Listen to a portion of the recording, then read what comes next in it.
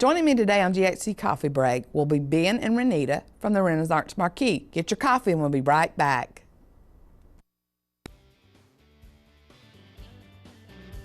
I'm transferring to the University of West Georgia. Columbia University. Kennesaw State. UGA. Loyola University in Chicago. Grambling State. Shorter University. I'm going to Greensboro College, and we all got our start at Georgia Highlands. No matter where your educational journey takes you, you can get your start at Georgia Highlands College. Georgia Highlands College. Enroll, engage, excel.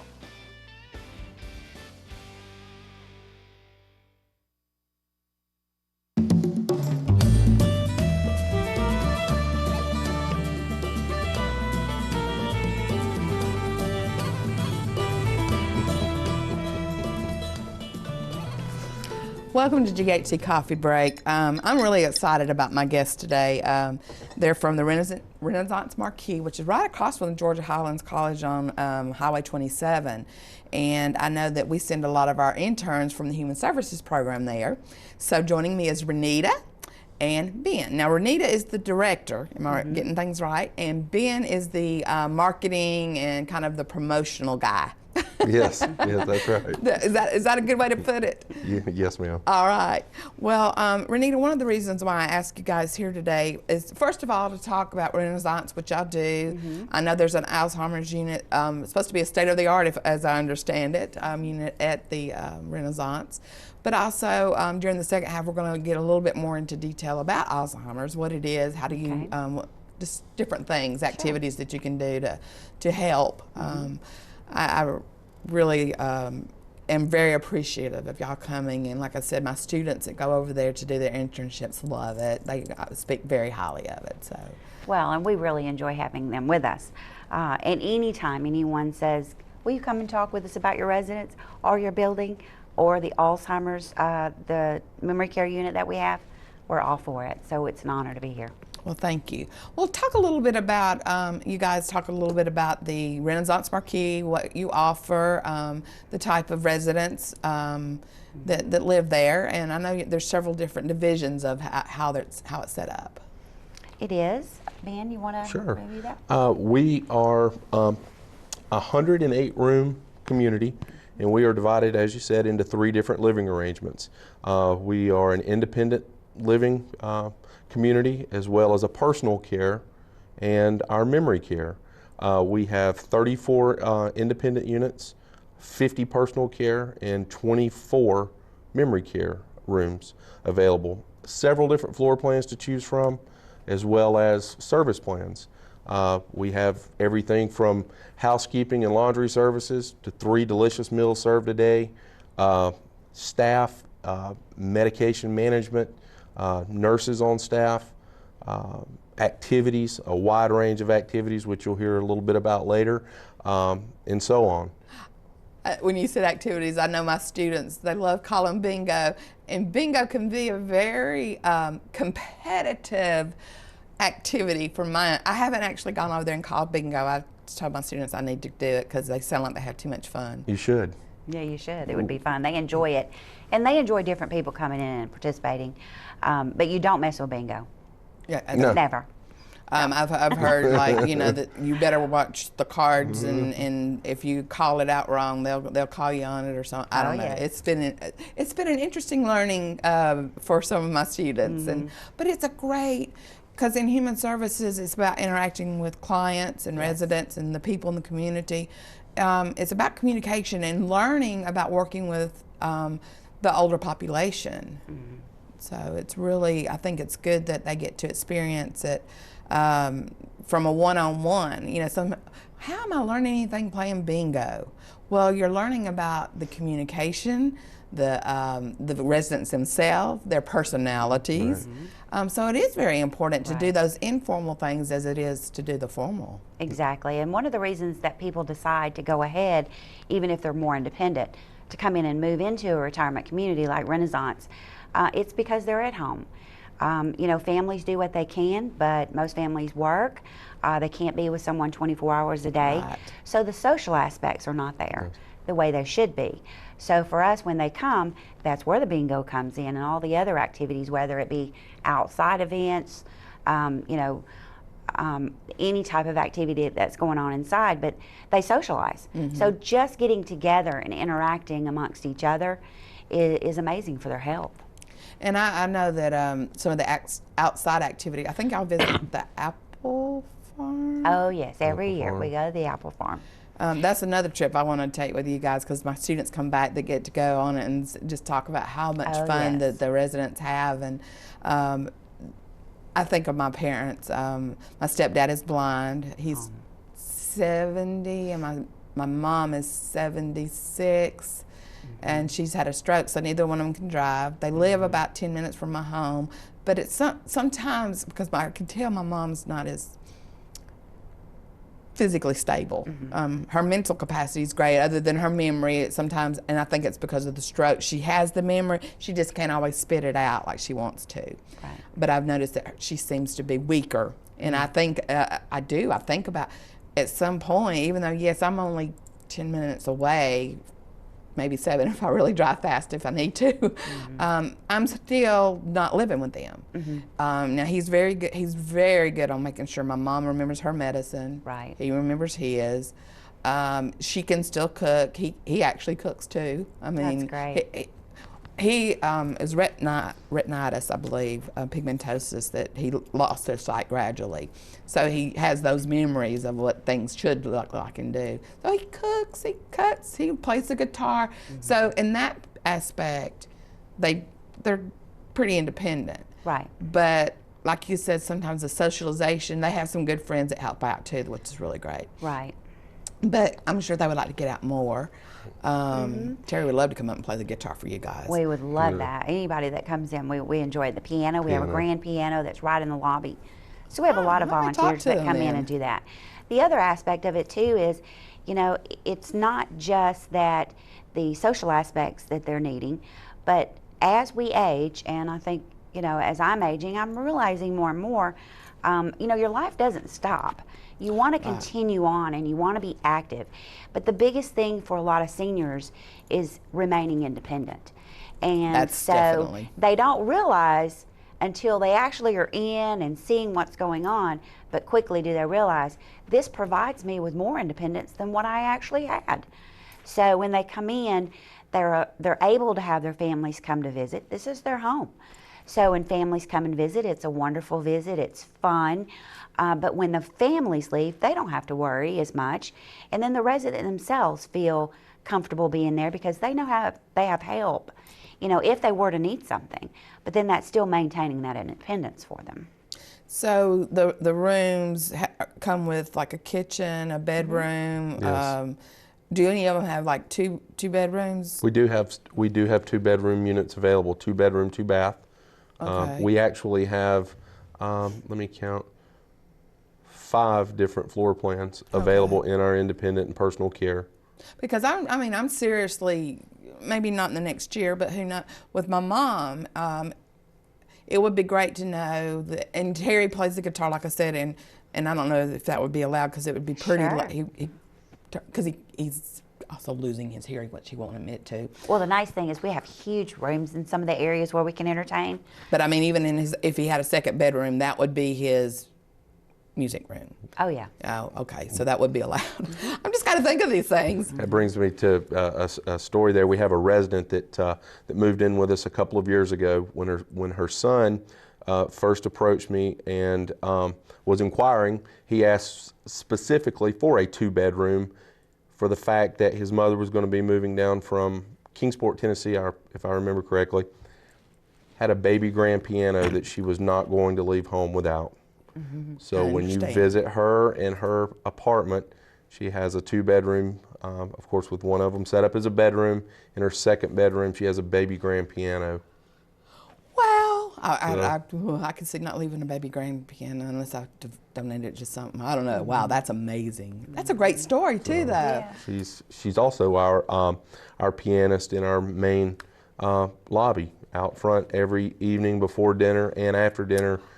all of our residents come out and listen to her play our piano there in the front lobby. That's awesome. And I think it's important too that to understand that you really do look at the people who live there. They're residents. It's home. It's not patients and clients. It's really saying that this is a little community, and I like that it's actually all the activities and stuff are pretty much in one building. Correct? Or They are, except some of our, as Renita mentioned, some of our outside activities and just a few of the things that we do. We're also season ticket holders to the Rome Little Theater. Residents love that. Yeah. Several shows a year that we all attend. I come live there if I And just periodically scheduled events outside the community. I think we've went to a couple of the Braves games, the Rome Braves. We have a ladies and a men's breakfast and luncheon every month where they go out to various restaurants for breakfast and lunch outside the community as well. So we're full of activities, and we, like Renita said, we keep them on the go to maintain that independence. Yeah, and we actually have resident council, so they meet, and this is personal with them. It is just about them. So they definitely come up with ideas. If we are not providing a certain activity that they would like to see, then they let us know. I think most of the activities or things that they bring to us or the changes they'd like to see, we do well with making those changes. I think it's been a couple of years, but we did have a group of the gentlemen who wanted to do a basketball court outside. So we were a little concerned about that. I mean, we do have to watch some of the things we do, but they're active. They are so active, so they like to do the activities. That's awesome. And the something came in my head when you were talking about the activities. Oh, October, Halloween. Are y'all going to do any kind of Halloween? It is huge. It's You really going to big. dress up and? We have the trick-or-treaters from a couple of elementary schools that come through. Okay, because my daughter does that at Right, the nursing home. She right, works. right. She works in a nursing home. Yes. in Residents Carroll. love it. They all dress up in their Halloween costumes, and all the kids come through and pass out candy. It's a lot of fun. Now, what day? Well, y'all do it actually. Halloween is it on a Sunday? I'm not sure what day Halloween's on this year. We usually do it a few days before. Okay. Do you usually do it like a Friday or a weekend? Yeah, we'll do it on a Friday. Okay, maybe I can. And all the residents, visit. they'll come out and we set them up and have chairs so that they're lined up throughout the community so that the little trick-or-treaters can come by and see them and just walk through the building. And they love it. And then they all love dressing up, and then the staff dress up as well. Oh, I love to dress up. We do too. We have fun with it. Come join us. It's letting your inner child play. Oh, yeah. And I think that's really important as we get older. I have a friend that does laughter yoga. Uh-huh. And have you ever done that over at? We've done some yoga. What about laughter yoga? They actually, Marty does that and fits that in some. Okay. Yeah, and they just love it. I mean, you hear them laughing upstairs. It makes you laugh. It does. I invited my friend to my human service class because there is a physiological response of the air going in, putting oxygen in the brain, the feel good, letting your inner child play. So, I think that's one of the things when students come back and report about what they've done over at Renaissance is really the activities, the interaction, the ability to sit sometimes in a group or an individual and just learn about each other. That's right. Because that's human services. That's right. Actually, it's been, I think when I saw you, it's been around 3 years ago. It's been a while. You mentioned that, so we took that back then. I thought that was a wonderful idea. Okay, well, good. I'm excited to hear that. And, Yeah. I really, I love it that it's across the street. And our program has grown. We have 26 in the Introduction Human Service class this semester. And so I may be calling on y'all to grab some more of our students. But before we leave this segment, Ben, first of all, thank you for joining us. Yes, ma'am. Renita, you're going to hang out a little bit longer. I will. But the volunteers, can the community come in and volunteer? Absolutely. We love volunteers. I think it's really good for people. We watch them as they come in and do their volunteer programs, and the changes that we see in them, what it does to them is amazing. So we absolutely encourage and love volunteers. That's good. And internships are a little bit different, a little bit more intense. Right. But our interns really talk about getting to learn more about working with the elderly population. I've had some, I don't want to work with the elderly. They go over there and they go, I've changed my mind. I don't want to work with the kids. I want to work with the elderly. That's right. So yeah, it's always amazing. Well, unfortunately, Ben, I'm going to have to bid you adieu in a moment. And Renita, thank you. Ben, thank you. We'll be right back. Go get your coffee. Thank you.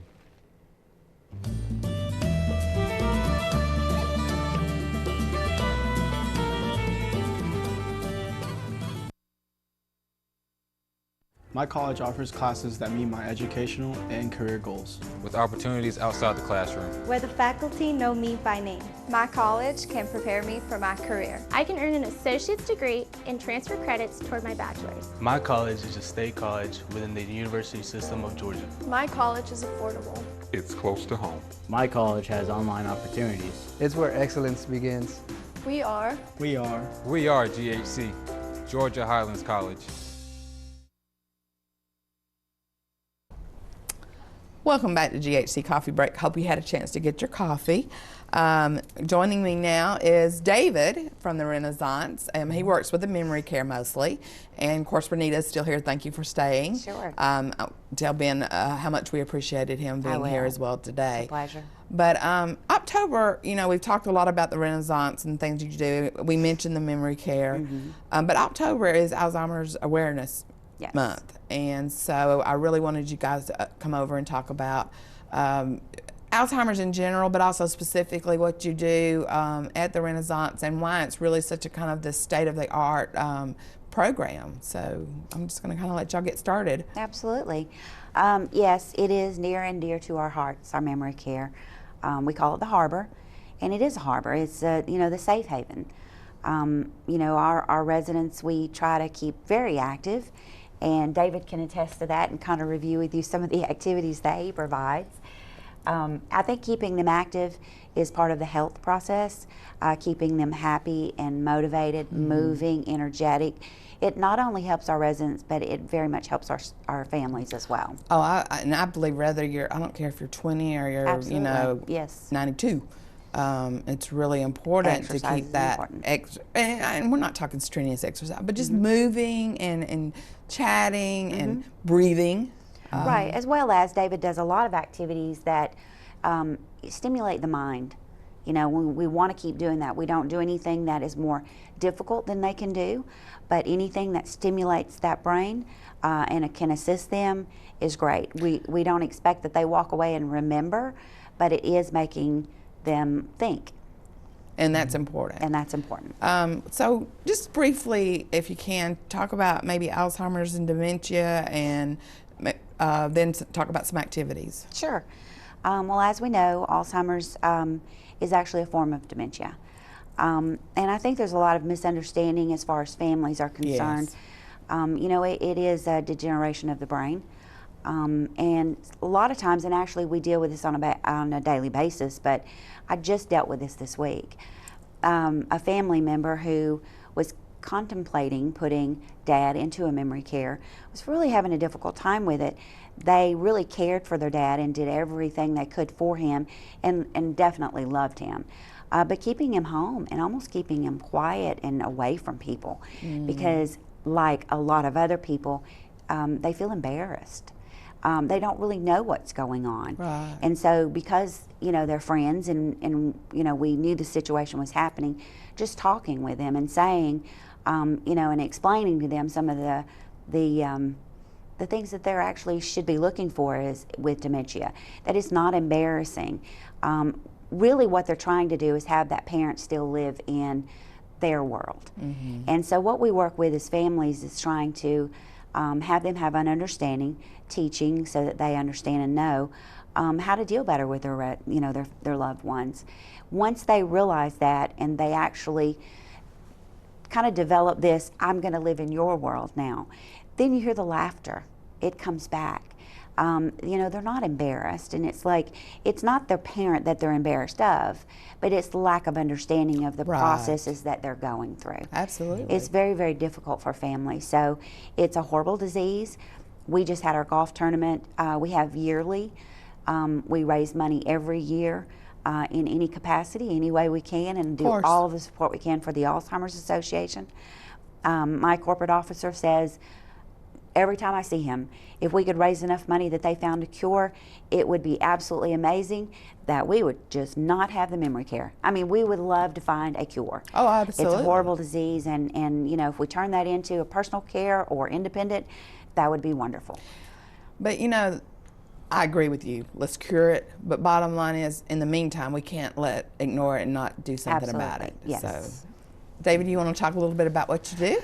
Oh, where do I start? I know you're a busy man. I like to never got you here. Yeah, it's terrible, terrible disease, but I'm very fortunate to be able to work with these residents. And this is the greatest generation. The residents we have here are from World War II, the Korean War. They gave it all for our country, so we need to give back to them all we can. So we start every morning. We do our Pledge of Allegiance, and we sing the national anthem every morning. Bless you. Excuse me. And we do our sit-asides program. And she was talking about it's not a strenuous program. Yes, it is. Yeah, it's what you put into it is what you're going to get out to it. But I really encourage them. It's about a 20-minute cardiovascular workout. When you get through, you've gotten your heart rate up some. So, you know, it is a very good workout. They laugh and tease us. Excuse me. Because we as staff will come back and participate in the program with them sometimes. Have fun. But we have staff members that can't get through the whole program, so the residents just think that's hysterical. Yes. Oh, that is. It's tough. And my favorite part of the whole program is toward the end of it, we do a tour of the old downtown Rome. And we start off with just walking down Broad Street, doing window shopping, back when Belk's and Miller's and Kessler's and Penny's were all on Broad Street. G.C. Murphy, Owens Hardware, the Diana Shop, Montgomery Ward. Do you remember when Sears was on Broad Street? Oh my goodness. But my favorite place on Broad Street was? And they know. The Crystal. Oh, that is so And then awesome. by that time we got our legs really going. We're at a jogging pace, a running pace, yeah. Wow. So we start off slow and we just build up to that toward the end of it. I think what's important too with our residents with Alzheimer's and dementia is it's important to have a routine. We have a program called our Purposeful Day program, and David works with them, and it's the same programs as far as the times for the activities and the exercise that he's talking about and some of the things that he does throughout the day. So very quickly do they learn that routine. And so there are times when they'll finish breakfast and they'll just walk over and start pulling their chairs to the corner into the circle, start their exercise program. And every time he says, "Now what's my favorite store?" And they all yell out, "The Crystal." It's cute. I love So, it. it's really strange things they can remember and things they don't remember. But, the Purposeful Day, the more I know about a resident's history, the more we can do.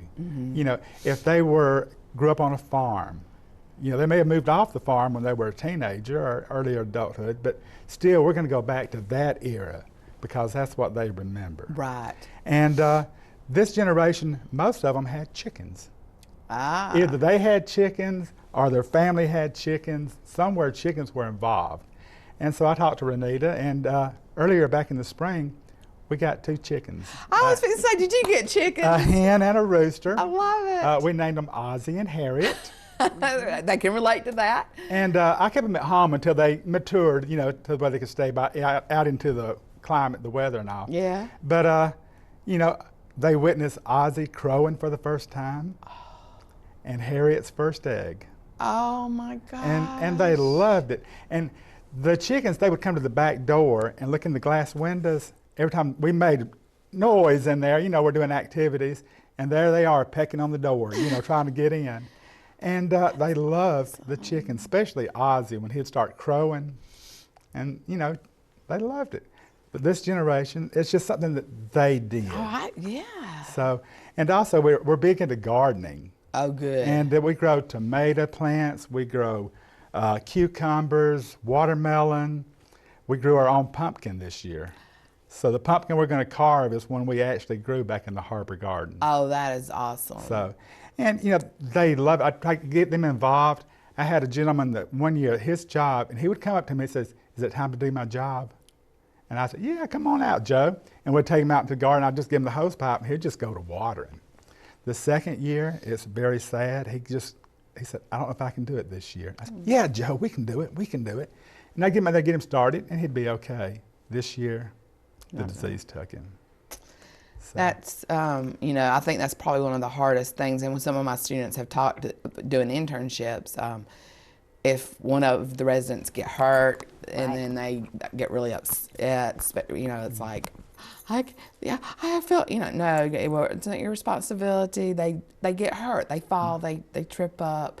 But it's really hard. And then if a resident dies while they're doing their internship, especially if it's, and I've had that happen with a couple of them have gotten close. Oh yeah. But then again, we do a lot of brain stimulation. Oh, it's very uplifting. Don't get me wrong. It is amazing. These residents, back when they went to school, the multiplication tables were beat into them. Oh, I mean, you had to recite. So I get some flashcards. 2 times 6, 16. 2 times, you know. They know their multiplication tables. Well, can they tell you what they had for probably breakfast? know better than no, I do. But that short-term memory is what is affected. Right. So they do remember those things that were drilled into them as kids. So the multiplication tables, spelling. We have some excellent spellers. So we'll have spelling bees. And then we have a program called Simple C. And it's on our, you want to explain Simple C a little bit? Sure, it is. It's a storyboard that we utilize. And what we do is he was saying, as far as getting a lot of information, we work with the families. So we will work with the families. They provide us with photos that are familiar, that the residents like. They provide us with music that resident liked, and also do voice recognition. So a family member would record their voices and say, "Hello, Mom. You know, I'm going to be by and see you this afternoon. Until then, the girls are going to help you get dressed and go to breakfast." And it's an encouragement, but those recognitions for them are amazing. And it's on a big screen that we provide. And so their story is there. What they really enjoy doing is setting together photos maybe of a dog they had when they were small, pet. And so they love talking about that to each other. And then somebody will say, show mine, you know. So they really enjoy looking at those and hearing that. And it also helps them, because with Alzheimer's and dementia, you do have those areas of agitation sometimes.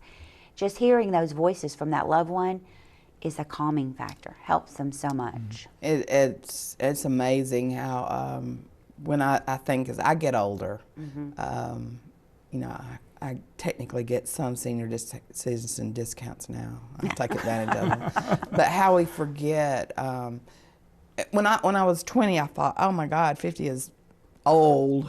Yeah. You know, as I get closer to 60 sounds pretty young to me, and Absolutely. so on. But it's just, I think that interaction, and that's what I like about the students coming over there, and I think what the volunteers is good, is to remember what value our older people have in our society. They're responsible for wonderful things that's happened, and they've still got their story to tell. So unfortunately, we're about out of time. So again, I know it goes so fast. It does. It went too fast. I know. I want to thank David and Renita for coming on the show. We'll be right back. Get your coffee for GHC coffee break. Thank you.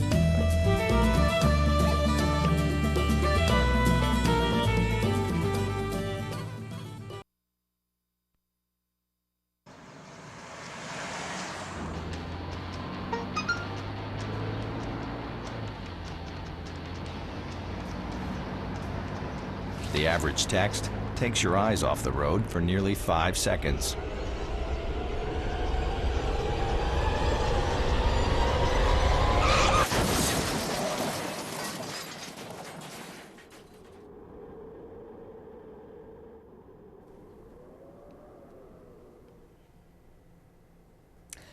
Thank you for joining us for the GHC Coffee Break. Again, Renita, I can't thank you enough for joining us. David, thank you. I hope that talking about Alzheimer's dementia will help you understand it a little bit better, and know that there are some resources out there. So until next time on GHC Coffee Break, get your coffee. We'll be back.